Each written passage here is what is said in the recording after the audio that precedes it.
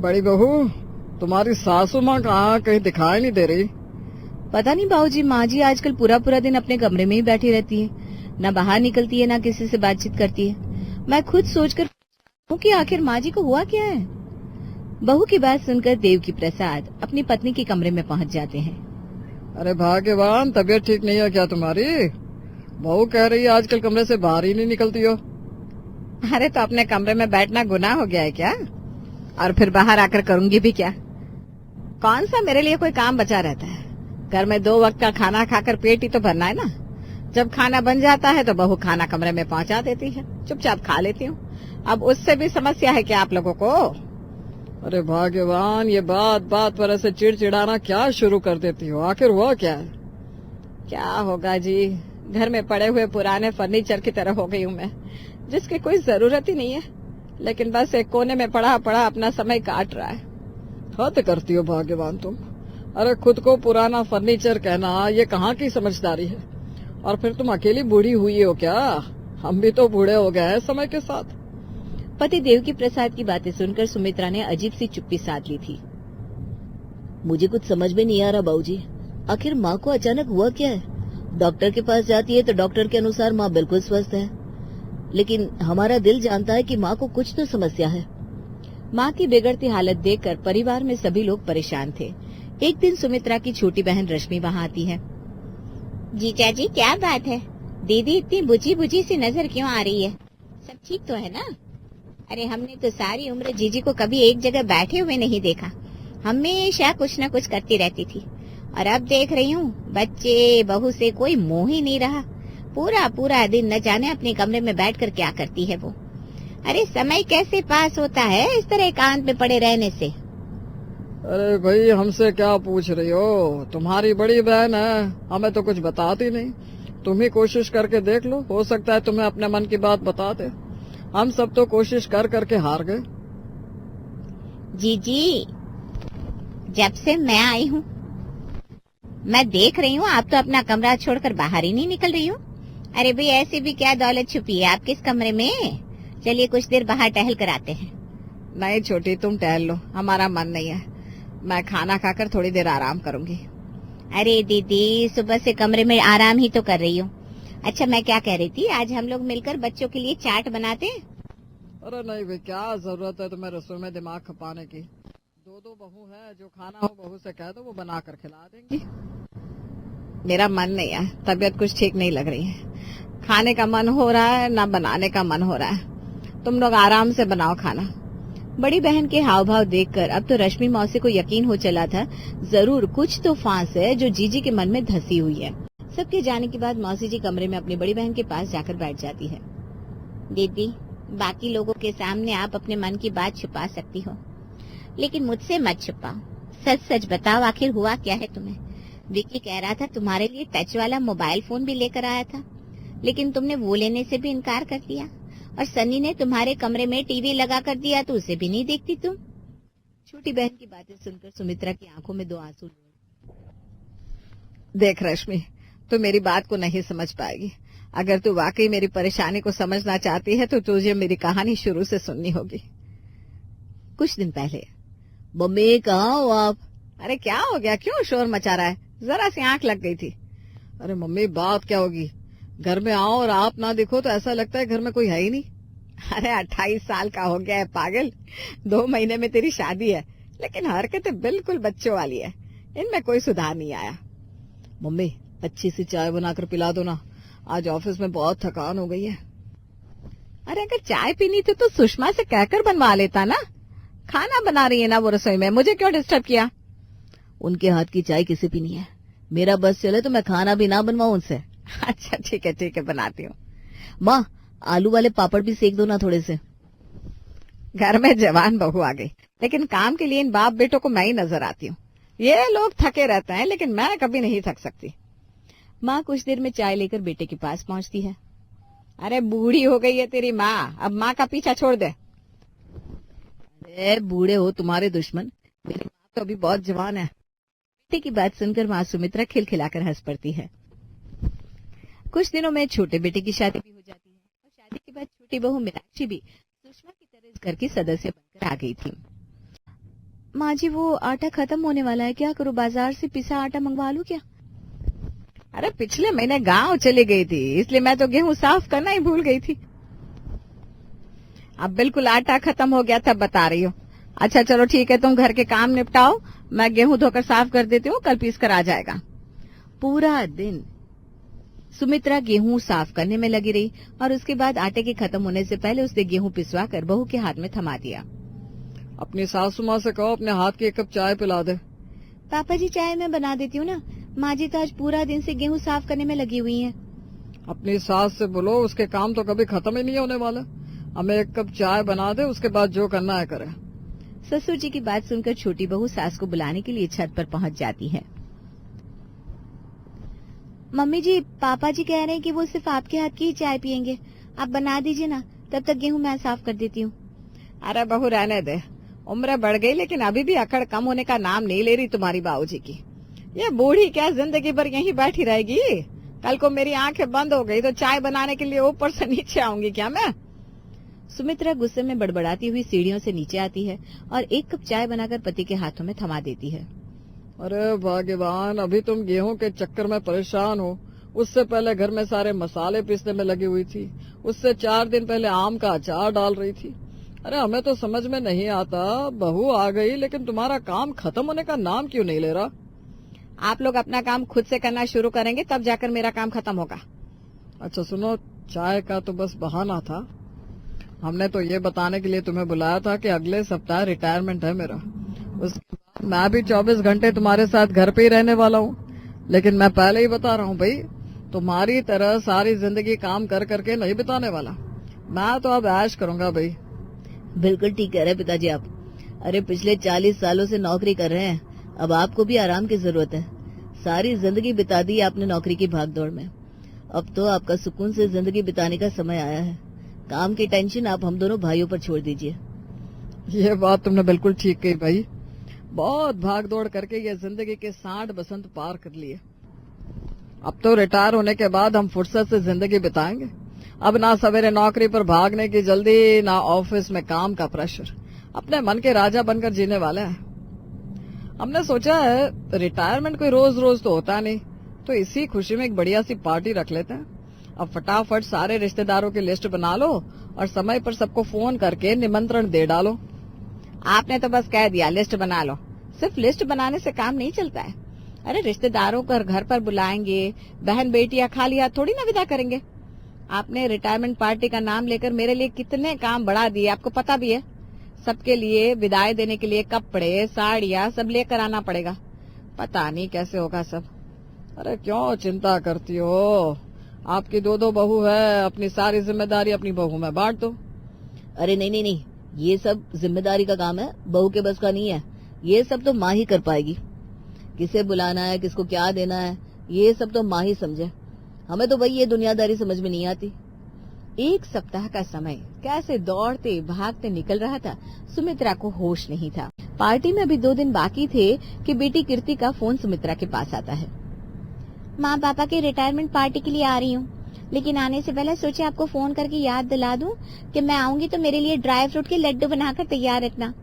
आजकल ना बड़ी कमजोरी लगने लगी है, आप लड्डू बनाकर दे दोगी तो थोड़ी जान आ जाएगी। अरे बेटा मैंने तुझे रेसिपी बताई तो थी, एक बनाकर तो देख एक बार। रेसिपी का क्या है, रेसिपी तो यूट्यूब पर भरी पड़ी है, लेकिन मुझे अपनी माँ के हाथ के लड्डू ही खाने हैं। अब आप अपनी शादीशुदा बेटी को एक लड्डू तक बनाकर नहीं दे सकती? बेटों के आगे तो दिन रात आगे पीछे घूमती रहती हो। ठीक ही कहते हैं लोग, शादी के बाद बेटियां पराई हो जाती है। अरे बेटा वो बात नहीं है, तू ना बात को कहां से कहां ले जाती है। अब तुझे पता है मैं तुझे कितना प्यार करती हूँ, फिर ऐसी बातें अपने मन में क्यों लेकर आती है। चल ठीक है, तू नाराज ना हो, मैं तेरे लिए देसी घी के लड्डू बना दूंगी। तुम 2-4 दिन यहाँ रहोगी, खूब खाना और अपने ससुराल पैक करके भी ले जाना। अब तो खुश? हाँ माँ बहुत खुश हूँ। आपको पता है माँ, आपके साथ बात करके ना मैं बिल्कुल बच्ची बन जाती हूँ, वरना यहाँ ससुराल में तो सब जिम्मेदारियाँ संभालते संभालते एहसास ही नहीं होता कि हमारे अंदर भी एक बच्चा अभी बाकी है। फोन रखने के बाद मम्मी जी ये क्या कर दिया आपने, दीदी को लड्डू बनाने के लिए हाँ बोल दिया। अरे पहले से आपके पास इतने काम कम है क्या, कैसे समय निकालेंगे लड्डू के लिए? अरे बेटी है मेरी, जिद पर अड़ गई तो क्या करती।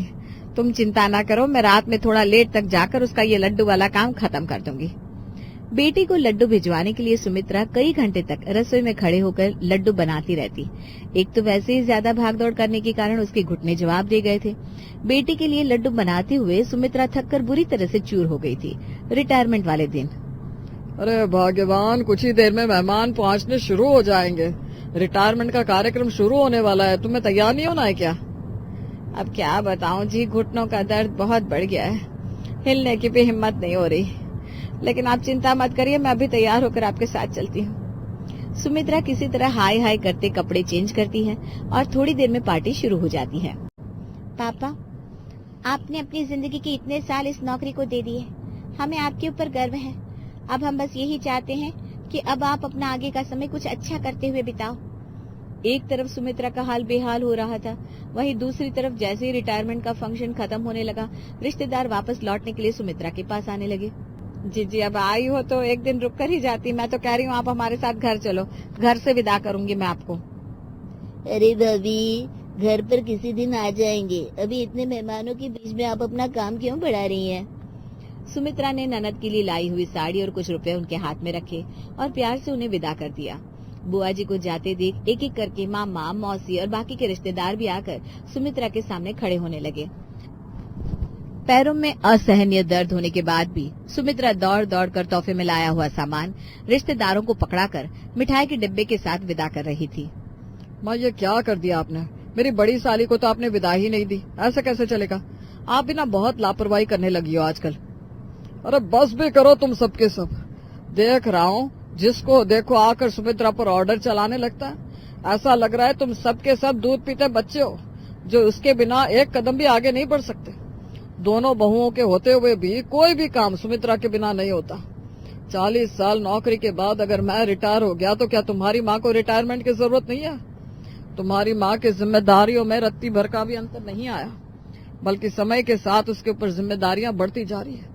पहले उसके पास सिर्फ तुम 3 भाई बहनों की जिम्मेदारी थी, अब नाती, पोते, बहू, बेटे सबकी जिम्मेदारी उसके कंधों पर आ गई है, और वो भी पूरा दिन तुम लोगों के पीछे नाचती फिरती है। तुम लोग नहीं जानते तुम्हारी माँ के घुटनों में कितनी तकलीफ रहती है। उसके बाद भी पिछले कई हफ्ते से मेरे रिटायरमेंट की तैयारी में लगी हुई है। ठीक कह रहे हैं बाबूजी, हम सब माँ के ऊपर कुछ ज्यादा ही डिपेंडेंट हो गए हैं। घर में खाना क्या बनेगा, कौन सी सब्जी आएगी, किस रिश्तेदार के यहाँ आना जाना है, हर काम में हम माँ को परेशान करते रहते हैं। ठीक है, आज से हम वादा करते हैं माँ को किसी काम के लिए परेशान नहीं करेंगे।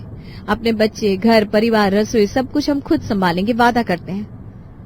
भाभी ठीक कह रही है माँ, मैं भी अपने छोटे से छोटे काम के लिए तुम्हें फोन लगा देती हूँ। ये तो कभी सोचा ही नहीं, तुम्हारी भी उम्र बढ़ रही है, अब इतना काम करने में तुम्हें भी तकलीफ होती होगी। मुझे आपके ऊपर लड्डू बनाने के लिए दबाव नहीं डालना चाहिए था। सिर्फ लड्डू ही क्या, मैं तो जब भी मायके आती हूँ अपने सारे कामों के लिए आपके ऊपर निर्भर हो जाती हूँ। परिवार में सभी को अपनी अपनी गलती का एहसास हो गया था, इसलिए सभी वादा करते हैं कि माँ के ऊपर घर के कामों का दबाव डालने के बजाय बाबूजी के साथ साथ माँ को भी रिटायर कर दिया जाए, ताकि वो भी अब अपनी बाकी की जिंदगी अपने तरीके से मस्त होकर जी सके। नौकरी से रिटायरमेंट लेने के बाद एक और जहां बाबूजी बड़े खुश नजर आ रहे थे, वहीं माँ गुजरते दिनों के साथ बुझी हुई सी दिखाई देने लगी थी। अरे माँ, बाबूजी कहाँ हैं? दिखाई नहीं दे रहे। बाबूजी तो जब से रिटायर हुए हैं अपने दोस्तों के साथ ही व्यस्त रहते हैं, और माँ उनकी तो ना कोई सखी सहेली है, ना उन्हें कहीं बाहर जाना पसंद है, इसलिए पूरा दिन अपने कमरे में पड़ी रहती है। अरे भाई, माँ अपने कमरे में अकेले बैठे बैठे परेशान हो जाती होगी। ऐसा करो, उनके लिए भी एक टच वाला मोबाइल फोन खरीद देते हैं और एक टीवी भी माँ के कमरे में लगवा देते हैं, ताकि माँ अपने खाली समय में बोर ना हो, बल्कि अपने पसंदीदा कार्यक्रम देखकर मजे से अपना समय पार कर सके। अरे बेटा, मुझे कहाँ आदत है ये मोबाइल और टीवी की।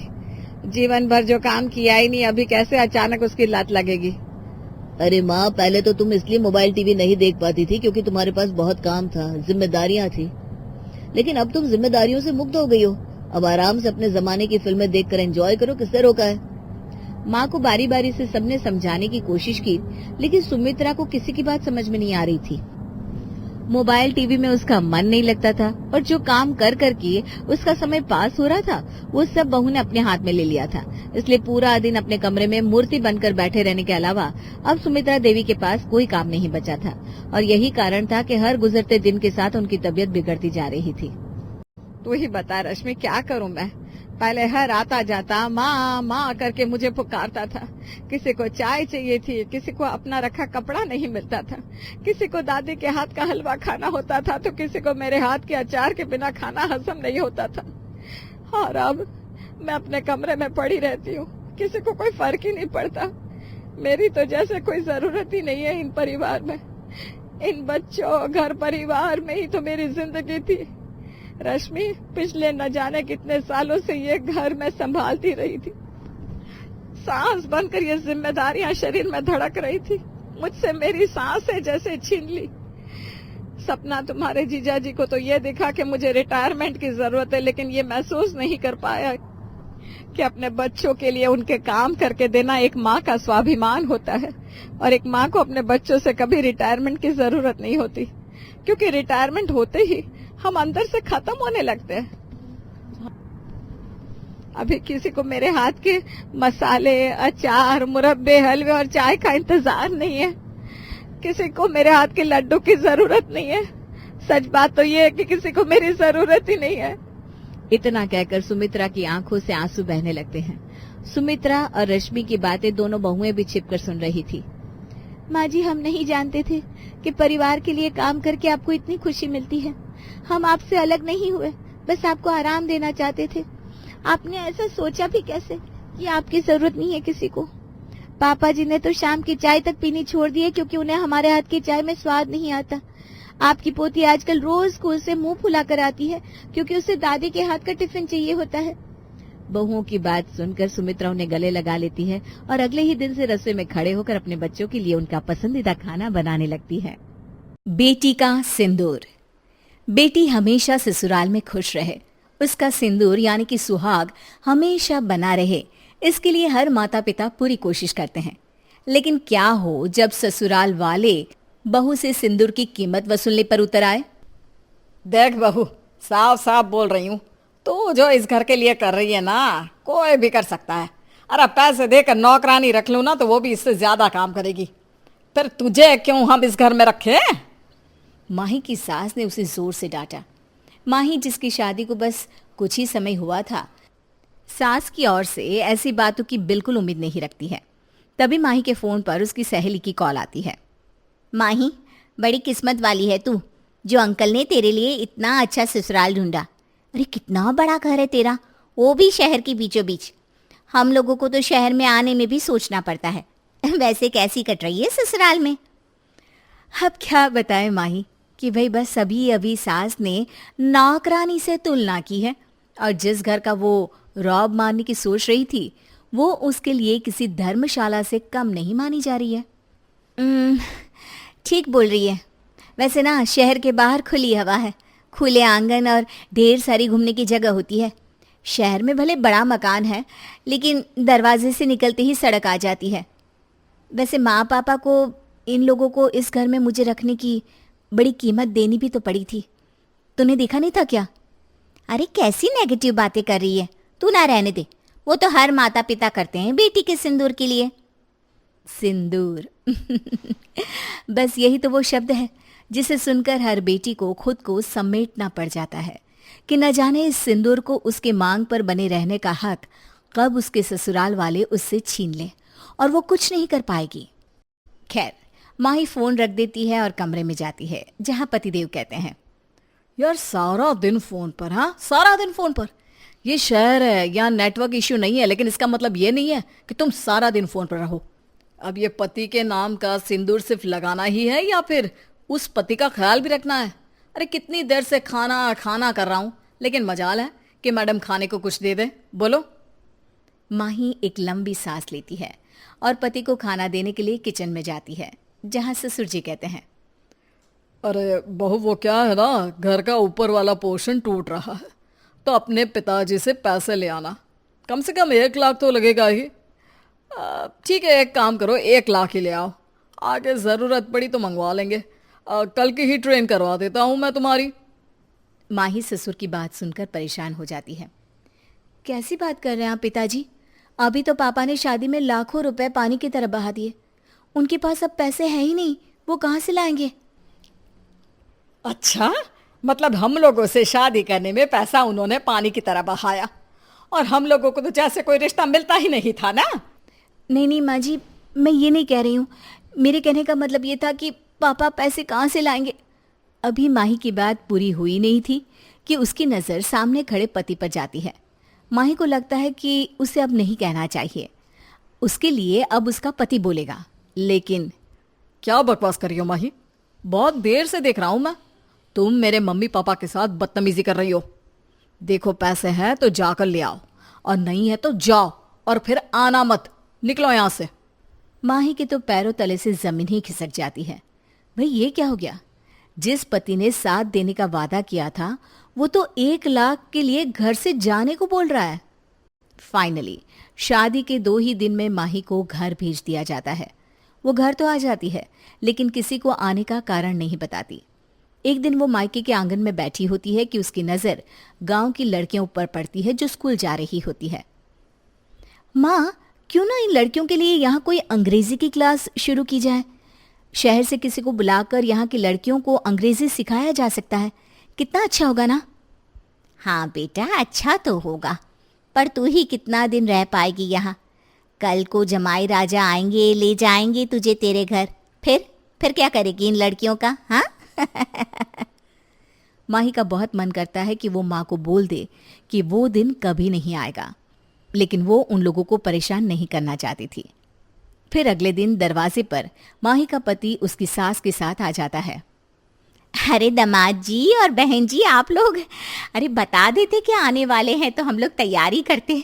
आइए आइए, माही को लेने आए हैं ना। माही को लेने, और माही के साथ पैसे भी। पैसे कैसे? माही की माँ, माही ने कुछ बताया था क्या? नहीं नहीं, उसने तो किसी पैसे की बात नहीं की है। कैसे पैसे? सास बेटी को बोलती है। देखा, मैंने कहा था ना, वो मायके जाकर गूंगी बनकर बैठी होगी। ना फोन करती है ना फोन उठाती है। क्यों, आपकी बेटी को ससुराल आने की चिंता नहीं है क्या? तभी वहां माही भी आ जाती है। घर पर माही बहू नहीं, बिल्कुल बेटी जैसी लग रही होती है। साड़ी की जगह सूट, हाथों में भरी चूड़ियों की जगह बस एक घड़ी, और सबसे बड़ी बात, मांग में कोई सिंदूर नहीं।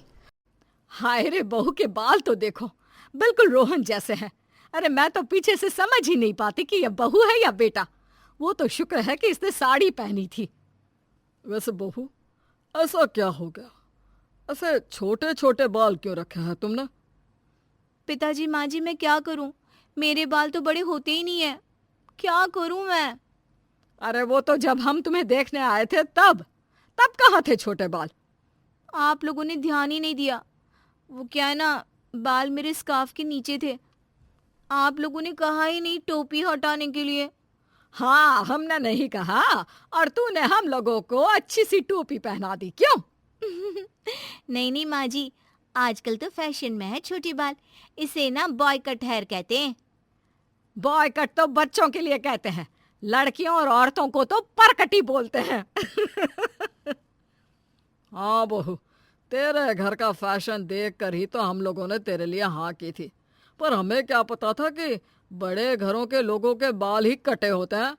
अरे क्या बड़ा घर लगा रखा है, सारा दिन तो ये बाल कटी औरतें बाहर रहती है। ना घर की चिंता ना फिक्र। अरे ना जी ना बहू, वैसे भी तू इतनी लंबी चौड़ी है, मोहल्ले वाले तुझे लड़का ना समझ ले, तू तो बाल बढ़ा ही ले।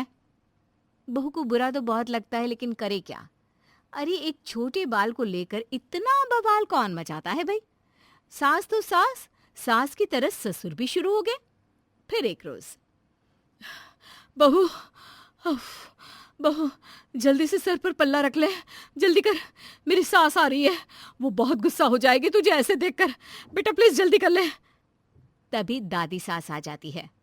अरे कहाँ है बहू की बहू, जरा चेहरा तो दिखा, रंग रूप चाल ढाल देखूं तो। लेकिन जैसे ही बहू सामने आती है, माँ जी, ये रही मेरी बहू। सब देखिए, चाल ढाल, लेकिन नो बाल। क्यों बाल नहीं है? माँ जी वो क्या है ना, हमारे मायके में रिवाज है, दादी सास बाल देख ले तो 2 महीने में ही परलोक सिधार जाती है। अब आप कहे तो दिखा दूं बाल। अरे नहीं नहीं, पागल है क्या? जान लेगी मेरी। नहीं देखने तेरे बाल, छोड़। सास बहू की चालाकी पर खुश हो जाती है। अब क्या था, जो भी बहू को ये कहता कि बाल दिखा, बहू उसे मायके का रिवाज परलोक वाला समझा देती। वैसे बहू ये ठीक है, सही बोला, कौन अपनी जान गंवाना चाहेगा। तेरे परकटे बाल भी कोई ना देख सके और तू मजे में घूम। दिन बीत रहे थे, किसी को कुछ पता नहीं चल रहा था, लेकिन कहते हैं ना, कब तक, आखिर कब तक छुपा रहता बहू के बाल का बवाल। बहू एक दिन मैक्सी पहनकर छत पर कपड़े सुखा रही होती है कि पड़ोसन कहती है, अरे क्या बात है रोहन, बीवी की मैक्सी क्यों पहना है? रोहन, अरे ओ रोहन, मैक्सी में कैसा दिख रहा है, चेहरा तो दिखा दे। अब क्या करे बहू, फंस गई। चेहरा दिखाए तो मुसीबत, ना दिखाए तो मुसीबत। बहू फैसला करती है कि वो बिना मुंह दिखाए ही नीचे चली जाएगी। वो वहां से भाग निकलती है, लेकिन उसका पति मैक्सी पहनता है। ये बात पूरे मोहल्ले में फैल जाती है। पड़ोसन रोहन से कहती है, अरे रोहन, कौन से ब्रांड की मैक्सी पहनता है तू? वो जो कल छत पर पहना था ना, कलर बहुत सूट कर रहा था। अरे लगता है फैशन में है लड़कियों के कपड़े पहनना। कोई बता रहा था उन लोगों ने तुम्हारे घर के अंदर झांका था तो तुम साड़ी में भी। अरे नहीं नहीं, कैसी बात कर रही है? मैं क्यों मैक्सी और साड़ी पहनने लगा? जरूर कोई गलत फहमी हुई होगी। अरे इन आंखों से देखा है मैंने, बॉय कट बाल में तुमको मैक्सी पहने। रोहन समझ जाता है कि उसकी बीवी बिना सर ढके छत पर चली गई होगी। अब लोगों को कैसे बताए कि वो नहीं बल्कि उसकी बीवी थी। घर में आकर, क्या है ये? जानती हो मोहल्ले वालों की नजर रहती है तुम पर, फिर भी सर ढके बिना चली गई ऊपर छत पर, क्यों? पता है मोहल्ले की औरतें मुझसे मैक्सी के रंग और ब्रांड के बारे में बात कर रही हैं। क्या बोलूं अब? हाय रे बहू, तू तो हम लोगों की नाक कटा देगी। अरे क्या जरूरत थी पल्ले के नीचे बाल छुपाने की? रुक, तेरे माँ पिता को बुलाकर पूछती हूँ। सास बहू के माँ पिता को बुला लेती है, जहां बहू की माँ भी बाई कट होती है और जींस पहनी होती है। अरे बहन जी, अब आपके बालों को क्या हो गया? बेटी तो पर कटी थी ही, आप भी। कैसी बात कर रही हैं समधन जी? ये तो हाई क्लास के लोगों का फैशन है, लगता है आपको पता नहीं है। अब इन्हें कैसे पता होगा? ये लोग तो मिडिल क्लास है, हाई क्लास का क्या पता। वैसे क्यों बुलाया हम लोगों को, जल्दी से बताइए।